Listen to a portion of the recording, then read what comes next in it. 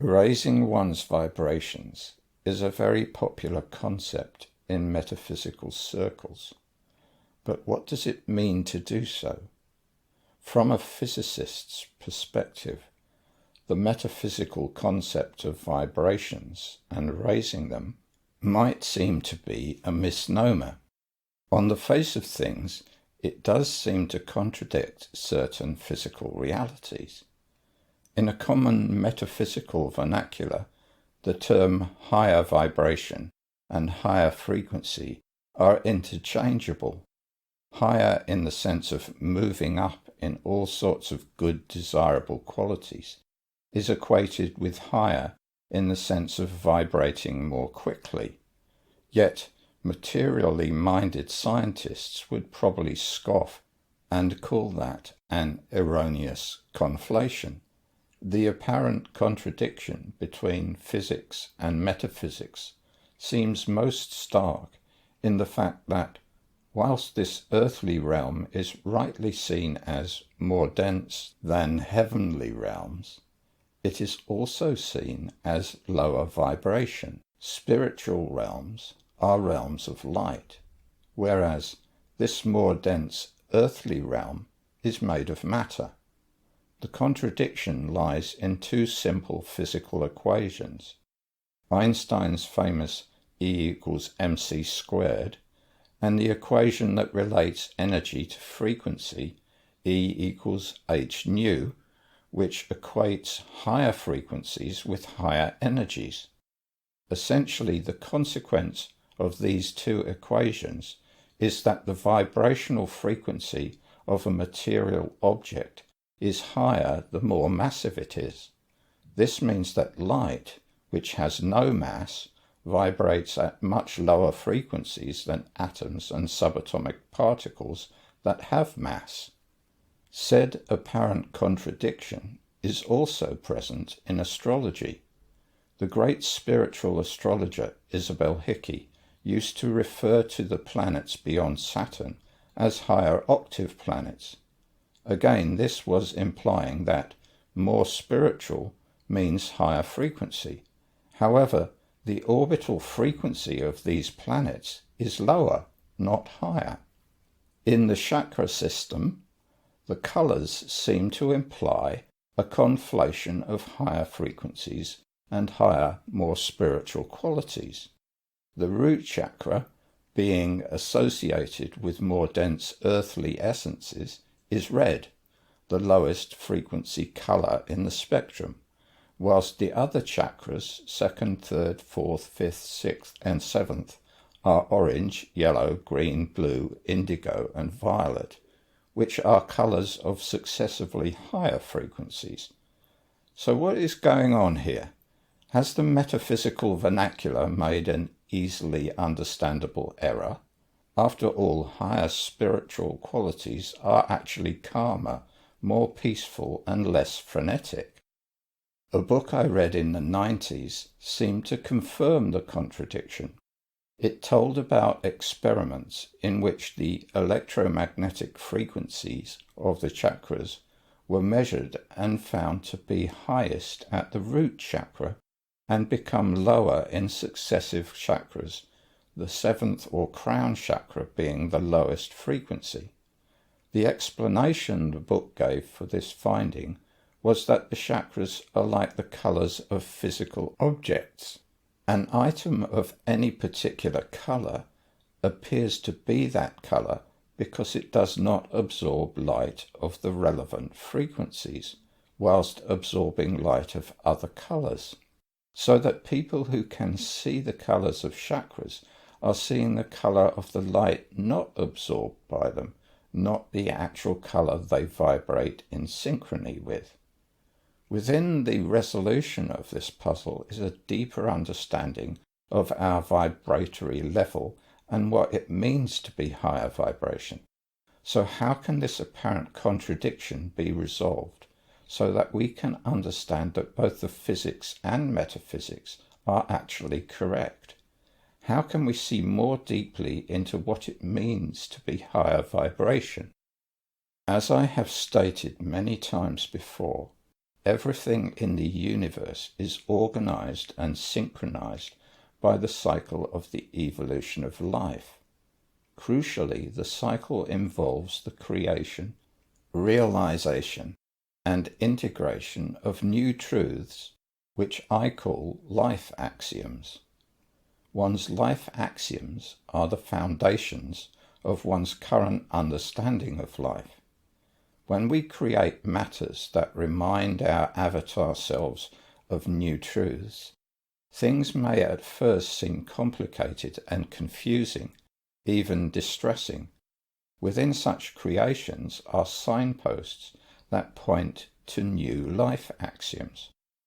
Following these signposts eventually leads us to a revelation of truth and a realization that matters are much more elegantly simple than they appeared at first.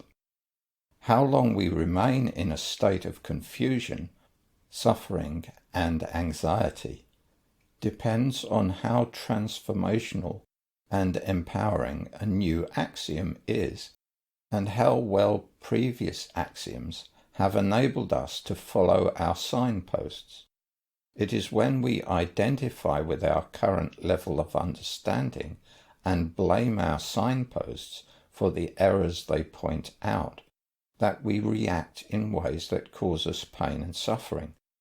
As we integrate more axioms, however, things become easier. Before he realized his famous principle, Archimedes had been puzzling over the task of finding a way to tell whether the king's new crown was actually gold, or if he had been cheated with a gold-plated fake. There was a lot of pressure to find a solution.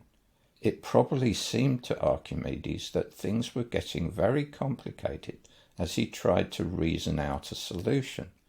Then, as he relaxed and stepped into his bath, he made a crucial observation. The level of the bath water rose as his feet and legs displaced an equal volume of water. This enabled him to see in an instant a very simple way to measure the volume of a complicated shape like the crown, and thus determine if it was lighter than it should be. As history informs us, Archimedes was so excited by his revelation that he ran naked down the street shouting, "Eureka!" meaning, "I've found it." We are all having simplifying eureka moments constantly because we are all subject to the cycle of the evolution of life.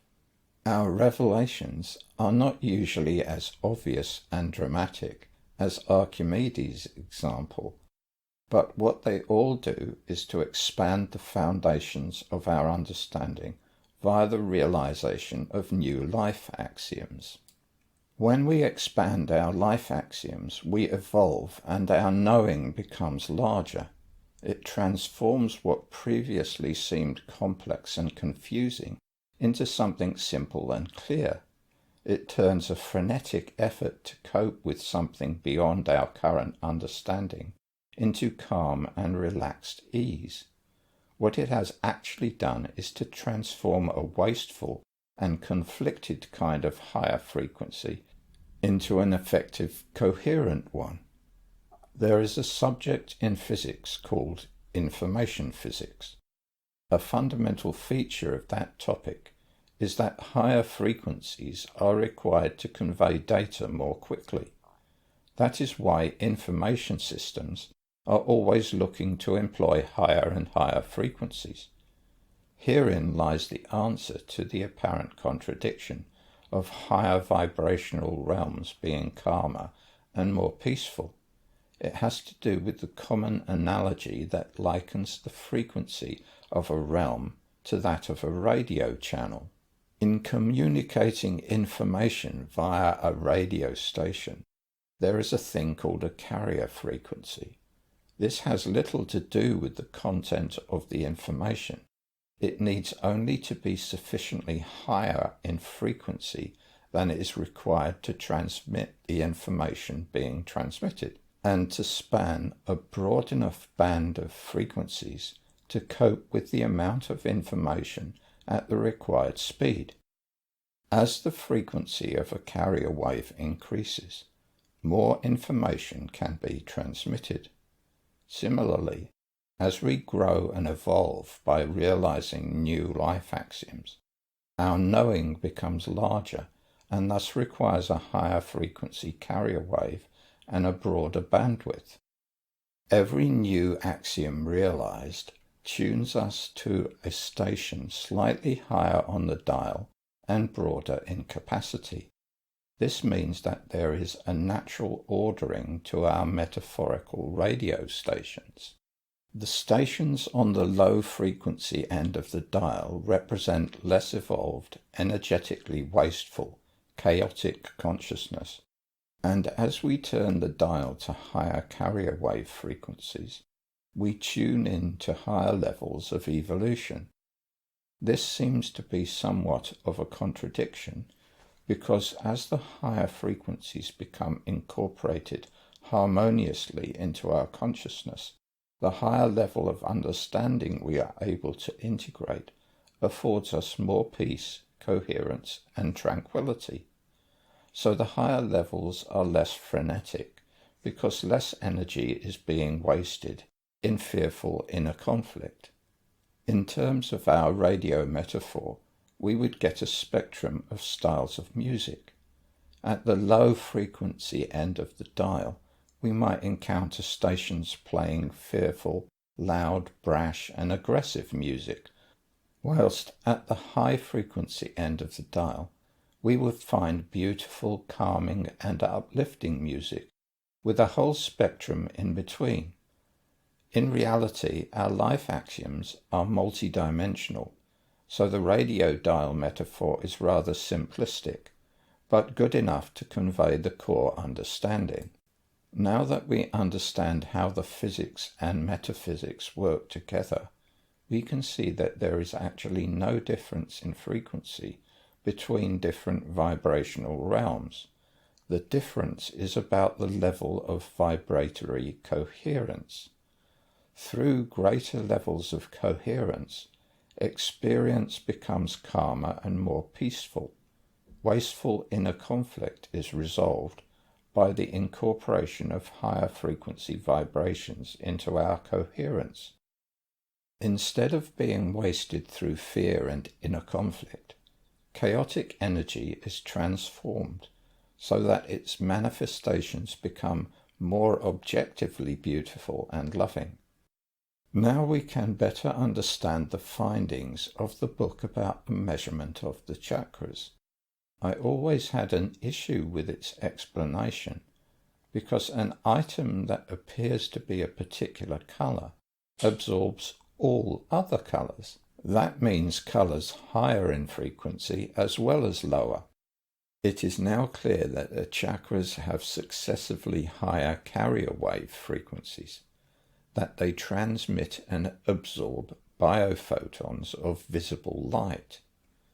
The experiments described in the book measured much lower electromagnetic frequencies, so what was being measured was probably the level of peace afforded by the different carrier wave frequencies, how frenetic that level of vibration is.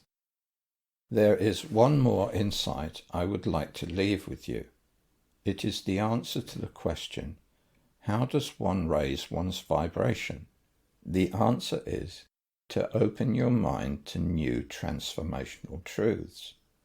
Cooperate with your signposts. Don't argue with them.